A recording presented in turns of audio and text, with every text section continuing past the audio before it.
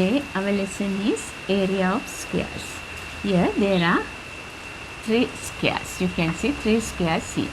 Given the length of sides.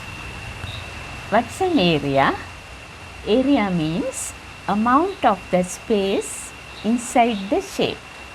Amount of the space inside the shape. Amount of the space inside the shape is called its area. Amount of the space inside its shape is called area. Look at the first square. This first square area equals to its length and the width. In squares, all 4 sides are equal. Then no need to worry. Given the length of one side is 4 centimeters, length into width means the same value, same length. This is the area, 4 into 4.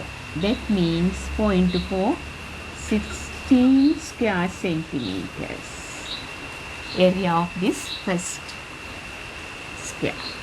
Now the second square. Second square area is 2 centimeters into 2 centimeters. Length multiplied by width. In squares, all the sides are equal. Then 2 centimeters into 2 centimeters. 2 into 2, 4 squared centimeters. That is the area of second